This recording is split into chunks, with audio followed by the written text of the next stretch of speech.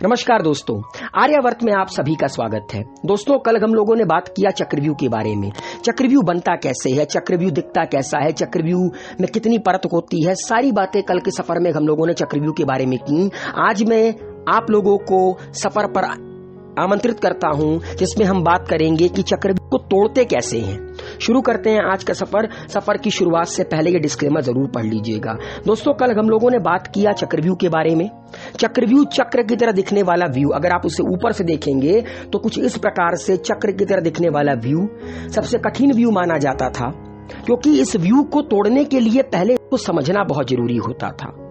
द्वापर युग में मात्र 7 ऐसे महायोद्धा थे जिनके पास ये सामर्थ्य था इस चक्रव्यूह को तोड़ने का। भगवान श्री कृष्ण, गांडीवधारी अर्जुन, गंगापुत्र भीष्म, गुरु द्रोण, अंगराज कर्ण, अश्वत्थामा और भगवान श्री कृष्ण का पुत्र प्रद्युम्न।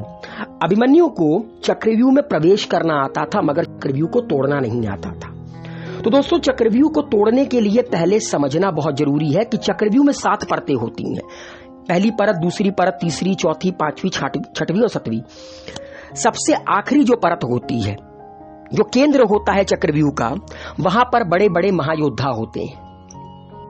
केंद्र में बड़े बड़े महायोद्धा होते हैं, और अगर आप बाहर से अंदर जाएंगे चक्रव्यूह में तो सैनिकों का घनत्व बढ़ता चला जाता है। मतलब जो पहली परत होती है, जो बाहरी परत होती है, उनमें सैनिकों की संख्या कम होती है।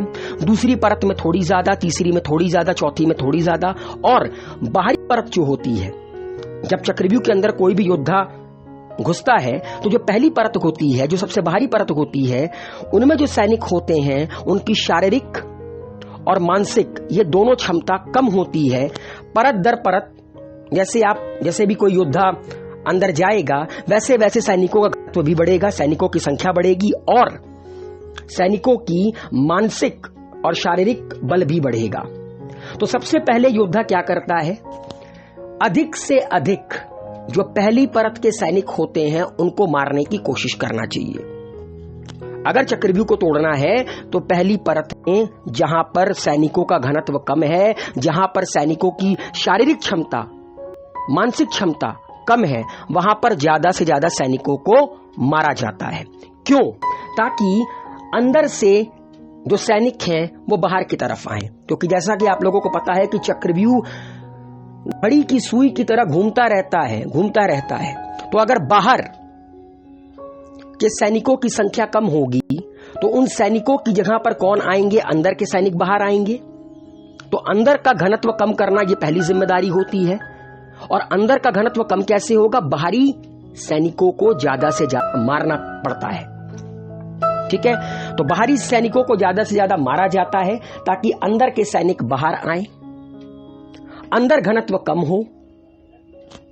और उसके बाद दोस्तों, एक कुशल योद्धा को यह भी मालूम होता है कि जब चक्रव्यूह घूमता है तो एक स्थान ऐसा आता है जो खाली होता है, जहां से चक्रव्यूह से बाहर निकला जाता है। क्योंकि जैसा कि आपको स्क्रीन पर नजर आ रहा होगा, अगर चक्रव्यूह के अंदर घुसने का स्थान है तो इसका मतलब है कि जब चक्रव्यूह घूमता है तो एक स्थान ऐसा आता है जब चक्रव्यूह से बाहर निकलने का मार्ग नजर आता है। बस कुशल योद्धा को उसको पहचानने की जरूरत होती है। तो चक्रव्यूह को तोड़ने का सबसे सही तरीका यही है कि बाहर के सैनिकों को ज्यादा से ज्यादा हानि पहुंचाई जाए, ज्यादा से ज्यादा मारा जाए, अंदर के सैनिकों को बाहर लाया जाए, अंदर कमजोर हो घनत्व, और फिर आसानी से चक्रव्यूह को भेदा जा सके।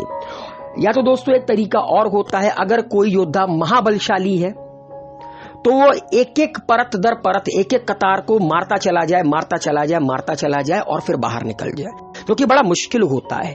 क्योंकि चक्रव्यूह कोई 1000, 2000, 3000 सैनिकों से मिलकर नहीं बनती है। एक अक्षौहिणी पूरी सेना लग जाती है चक्रव्यूह को बनाने में। तो कोई अति महारथी ही होगा जो परत दर परत सैनिकों को मारते हुए चक्रव्यूह को तोड़े।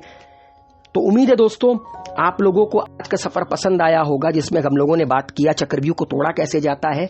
आर्यावर्त को अपना प्यार दीजिए, वीडियो को लाइक, शेयर, कमेंट कीजिए। हेल्दी रहिए, सेफ रहिए, मस्त रहिए।